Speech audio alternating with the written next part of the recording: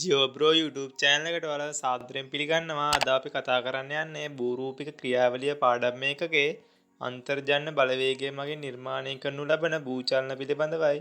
එහෙනම් අපි අද පාඩම් එකකේ පිළිබඳව විස්තරාත්මකව විමසා බලමු. අපි පාඩමට ප්‍රවේශයක් වශයෙන් මුලින්ම අන්තර්ජන්න බලවේගය යනු කුමක්ද යන්න මුලින්ම විමසා බලමු. අන්තර්ජන්න බලවේගය යනු පෘථිවිය අභ්‍යන්තරයේ ඇතුළත ක්‍රියාකාරී වන බලවේගයයි. මෙම බලවේග ශක්තිය ලබා ගන්නේ ප්‍රධාන වශයෙන්ම පෘථිවි ගර්භයෙහි විකිරණශීලීතාවය හෝ රසායනික ප්‍රතිසංයෝජන හෝ මගින් සිදුවන තාපනය, ප්‍රසාරණය හා සංකෝචනය වැනි විපර්යාස වලිනි. පෘථිවි පෘෂ්ඨයේ එක් තැනකදී උත්ක්ෂිප්ත වීමෙන්ද තවත් තැනකදී ගිලා බැසීමෙන්ද ඇතැම් විටක ලාවා විශාල ප්‍රදේශයක ව්‍යාප්ත වීමෙන්ද ක්‍රියාත්මක වන භූකාරක බලවේගයන්ගේ අවසන් ප්‍රතිඵලය වන්නේ භූතල උන්නතාංශයන්හි වෙනස්කම් ඇති කරවීමයි. පෘථිවි පෘෂ්ඨය වෙනස් කරවීමට තරම් සමත් බලවේග පෘථිවි අභ්‍යන්තරයේ ක්‍රියාත්මක වන බවට පැහැදිලි සාක්ෂි තිබෙන නමුදු එම බලවේගවල ස්වභාවය හා ප්‍රභවය පිළිබඳව මෙතෙක් තොරතුරු සොයාගෙන නොමැත. භූකාරක බලවේග පෘෂ්ඨයේ යටින් ඇති සුවිකාර ස්තරයේ සෙමෙන් සිදුවන චලන වලින් ඇරඹෙන බවත් මෙම චලන ඇතැම් විට පාවරණයේ පිටස්තර කොටසේ විකිරණශීලීතාවය මගින් උපදවනු ලැබූ උෂ්ණත්ව වෙනස්කම් මත ඇතිවන බවත් පිළිගැනේ. භූකම්පනවල ප්‍රතිඵල වශයෙන් ඉරිතැලීම් හා දැදුරු වීම් ඇතිවේ. යමකම්වල ප්‍රතිඵල වශයෙන් ලාවා නිකුත් වීම හා ද්‍රව්‍ය ඉවත් වීම සඳහා පෘථිවි පෘෂ්ඨයේ යමකම කවුළු විවෘත වේ.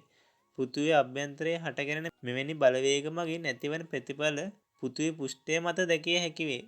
මෙම භූචලන ප්‍රධාන කොටස් දෙකකට බෙදිය හැක. එනම් තිරස් චලන, හෙවත් මහද්වීපකාරක චලන, තිරස් චලන, පර්වතකාරක චලන. මෙහිදී අපි ප්‍රථමයෙන්ම සිරස් චලන පිළිබඳව විමසා බලමු. සිරස් චලන මගින් විශාල පරිමාණයේ සානු, ද්‍රෝණි, පලිය වැනි භූරූප නිර්මාණය වේ. බිම් කොටස් උත්ක්ෂිප්ත වීමෙන් සානුද ගිලා බැසීමෙන් ද්‍රෝණිද බිහි වී ඇත. නිදසුන් ලෙස ශ්‍රී ලංකා මුළුමනින්ම මහද්වීපකාරක චලනයක ප්‍රතිඵලයක් හෝ දිවයිනේ මධ්‍ය කොටසේ සිට විශාල කුට්ටි සිරස් ලෙස ඉහළ නැගීමේ ප්‍රතිඵලයක් විය හැකි බව විශ්වාස කෙරේ. දැනට මධ්‍ය උස් බිම්වල දක්නට ලැබෙන එම භූරූප උස් බිම් ප්‍රදේශයේ ඇතුළත සිදු වූ බහුවිධ කුට්ටි උත්ක්ෂිප්තයක ප්‍රතිඵලයක් විය හැකිය. උතුරු ඇමරිකාවේ බටහිර වෙරළ ස්කැනේඩියානු වෙරළ වර්තමානයේ ටිකෙන් ටික උස් වෙමින් පවතින බව සොයාගෙන ඇත. එසේම මෙක්සිකෝවේ මෙක්සිකෝ නගරයත් ශ්‍රී ලංකාවේ නැගෙනහිර වෙරළත් ක්‍රමයෙන් ගිලා බසින බවටද සාක්ෂි හමු වී තිබේ. තිරස් චලන. තිරස් චලන මගින් පෘථිවි පෘෂ්ඨය මත මෙන්ම සාගර පතුල්වල පවා විශාල පරිමාණ කඳු පද්ධති බිහි වී ඇත. තිරස් චලන ක්‍රියාකාරී වන ආකාරය අනුව ප්‍රධාන කොටස් දෙකකි. එනම් සමපීඩන චලන හා ආතතීය චලන වශයෙනි. සමපීඩන බලය ලෙස හඳුන්වනු ලබන්නේ පාෂාණ ස්තරයකට සමාන්තරව මුහුණට මුහුණලා බලවේග දෙක ක්‍රියාත්මක වීමයි. කිසියම් පාෂාණ ස්තරයකට විභේද රේඛාවක් ඇති වී පාෂාණ ස්තරය දෙපසට ඇදී යන බලවේගයක් ඇතිවීම ආතතීය බලය වශයෙන් හඳුන්වනු ලැබේ. ආතතීය හා සමපීඩන බලයන් එකිනෙකට ප්‍රතිවිරුද්ධ ක්‍රියාවන් දෙකක් වුවත් එම ක්‍රියාවන් දෙක අතර යම්කිසි සම්බන්ධතාවයක් පවතින බව පෙනී යයි. ඒ පෘථිවියේ ගෝලාකාර බව හේතුවෙනි. මෙම රූප සටහනෙන් එය පැහැදිලි වේ. රූප සටහනට අනුව පෘථිවියේ ඇති ගෝලාකාර බව හේතුවෙන් යම් තැනක ආතතීය බලය ඇති වුවහොත් ඊට සමගාමීව වෙනත් තැනක සමපීඩන බලය හෝ යම් තැනක සමපීඩන බලය ඇති වුවහොත් ඊට සමාන්තරව වෙනත් තැනක ආතතීය බලය නිර්මාණය වේ. සමපීඩන බලය මගින් නිර්මාණය වන භූරූප. සමපීඩන බලය මගින් ලෝකයේ නිර්මාණය වන ප්‍රධානතම භූරූප කාණ්ඩය වන්නේ නැමි කඳුය.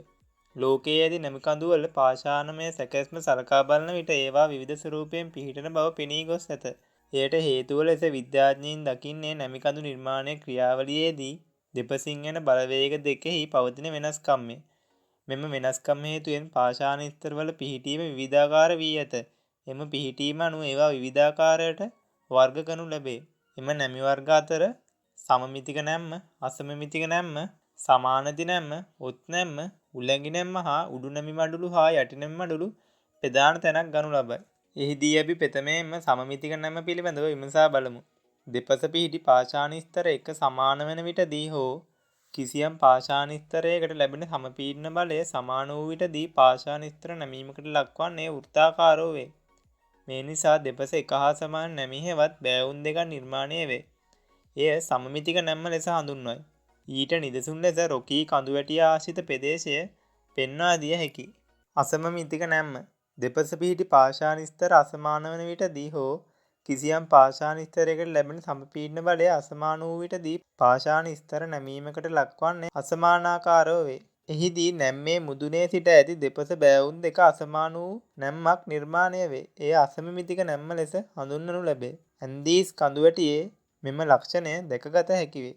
සමානති නැම්ම කිසියම් පාෂාණ ස්තරයකට ලැබෙන සමපීඩන බලයක් අසමාන වූ විටදී හෙවත් එක් දිශාවකින් වැඩි සමපීඩනයක් හා අනෙක් දෙසින් අඩු සමපීඩන බලයක් ක්‍රියාත්මක වූ විට බලය අඩුවෙන් ලැබුණු දිශාවට පාෂාණ ස්තර ඇදී යාමක් සිදුවේ. ඒ තුලින් මෙම නැම්ම නිර්මාණය වේ. මෙම නැමි වර්ගයද රොකී කඳුවැටිය ආශ්‍රිත ප්‍රදේශයේ බහුලව දැකගත හැකි වේ. ඔත් නැම්ම කිසියම් පාෂාණ ස්තරයකට ලැබෙන සමපීඩන බලය තවදුරටත් වැඩි වූ විටදී සමානති නැම්ම ඔත් නැම්මක් බවට පත්වේ. ඒ අනුව එක් පසකින් ලැබෙන බලය වැඩි වූ විට බලය අඩුවෙන් ලැබුණු දිශාවට තවදුරටත් ඉදිරියට නැම්ම ඇදී ගොස් භූමියට සමාන්තරව පිහිටනසේ නිර්මාණය වන නැම්ම ඔත් නැම්ම ලෙස හඳුන්වනු ලැබේ. මෙම නැමි වර්ගය ඇට්ලස් කඳුමුදුන් ආශ්‍රිත ප්‍රදේශවල දැකගත හැකි වේ. උලැඟි නැම්ම ඔත් නැම්මකට ලැබෙන සමපීඩනය තවදුරටත් අධික වූ විටදී ඉදිරියට ඇදී යන පාෂාණ ස්තරයට එහි බර උසුලාගෙන සිටීමට නොහැකි වේ. මේ නිසා ඉදිරියට නෙරා ගිය පාෂාණ ස්තරය අනෙක් ස්තරය මතට කඩා වැටීම සිදුවේ. ඒ තුලින් උලැඟි නැම්ම නිර්මාණය වේ. හිමාලය කඳු ආශ්‍රිත මෙම නැමි වර්ගය දැකගත හැකි වේ. උඩු නැමි මඩුළු හා යටි නැමි මඩුළු සමපීඩන බලයක් ක්‍රියාත්මක වීමේදී පාෂාණ ස්තරයක් පද්ධතියක් ආකාරයට නැමීම් ගණනාවකින් යුක්ත විය හැකිය. එහි ඉහළට එසවුණු නැමීම් උඩු නැමි මඩුළු ලෙසත් යටි අතර නැමී ඇති කොටස් යටි නැමි මඩුළු ලෙසත් හඳුන්වනු ලැබේ. මෙම නැමි වර්ගයේද සියලුම කඳු පද්ධති ආශ්‍රිතව දැකගත හැකි වේ. ආතතීය බලය මගින් නිර්මාණය වන භූරූප පෘථිවි අභ්‍යන්තරයේ ඇතිවන අධික තාපය හා පීඩනය හේතු කොටගෙන යම් පාෂාණ ස්තරයකට විභේද රේඛාවක් ඇති වී එය හේතු කොටගෙන පාෂාණ ස්තරය දෙපසට ඇදී යාමෙන් භූරූප ගණනාවක් නිර්මාණය වේ. ඒවායින් කිහිපයක් පහත දැක්වේ. එනම් සිරස් විභේදය, උඩුකුරු විභේදය, සුවිභේද නිම්න, හෝස්තය, සෝපාන විභේදය හා කුට්ටි විභේදය ලෙසයි.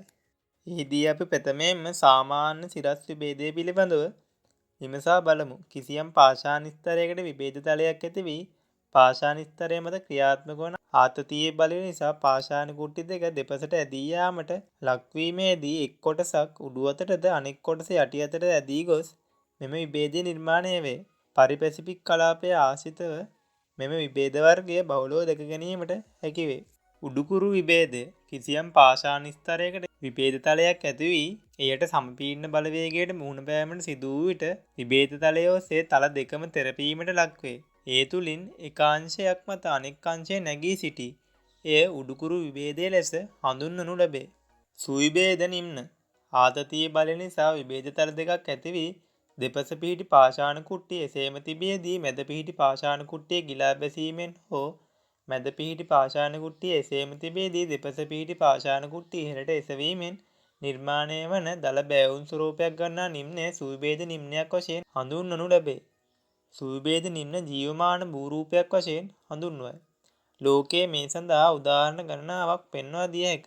එහිදී යුරෝපය හරහා ගලා යන රයින් ගංගාවේ එක්තරා කොටසක් සුවිභේද නිම්නයක් ඔස්සේ ගලා යයි. එනම් වොස්ටීස් හා බ්ලැක් ෆොරස්ට් යන ප්‍රදේශය අතරින් ගංගාව ගලා යන අවස්ථාවයි. තවද රතු මුහුද නිර්මාණය වී ඇත්තේද මෙබඳු සුවිභේද නිම්නයක් ආශ්‍රිතවය. අප්‍රිකා මහද්වීපයට උතුරින් පිහිටි සිරියාවේ සිට දකුණු සැම්විසි ගඟ දක්වා මහා සුවිභේද නිම්න කලාපයක් නිර්මාණය වී ඇත. එහිදී වික්ටෝරියා, ටැන්ගනිකා, න්‍යාසා යන විල් හරහාද මෙම සුවිභේදය පැතිරී ගොස් ඇත. හෝස්ට් විභේදය ආතතීය බලය නිසා විභේද තල දෙකක් ඇති වී මැද පිහිටි තද පාෂාණ කුට්ටිය එසේම තිබියදී දෙපස පාෂාණ කොටස් දෙක ඇදීමකට ලක්වීමේදී ගිලා බැසීමක්ද සිදුවේ. ඒ අනුව වෙනත් උස මට්ටම් වලින් පිහිටි මැද කොටස ඉස්මතු වී පෙනෙන අයුරු නිර්මාණය වන විභේදය හෝස්ට්ය ලෙස හඳුන්වයි. මේ අප්‍රිකානු සුවිභේද නිම්න කලාපය ආශ්‍රිතව දැකගත හැකි වේ. සෝපාන විභේදය කිසියම් පාෂාණ ස්තරයකට විභේද රේඛා ගණනාවක් ක්‍රියාත්මක වී ඇති විටදී එසේ විභේද රේඛාවලින් වෙන් වූ පාෂාණ කොටස් පඩිපෙළක් ආකාරයට ක්‍රමානුකූලව ගිලා බැස ඇති විටදී එය සෝපාන විභේදය ලෙස හඳුන්වනු ලැබේ. කුට්ටි විභේදය කිසියම් පාෂාණ ස්තරයකට ආතතිය බලයට මුහුණ දීමට සිදුවීමේදී එම පාෂාණ ස්තරයේ විභේදතල ගණනාවක් නිර්මාණය වේ. මෙසේ විවිධාකාර විභේදතල ඇතිවීම නිසා භූමිය ගිලා බසින්නේ පිළිවෙලක් නොමැති එක් එක් උස්මට්ටම් වලින් යුක්ත වූ පාෂාණ කොටස් වලිනි. එය කුට්ටි විභේදය ලෙස හඳුන්වනු ලැබේ.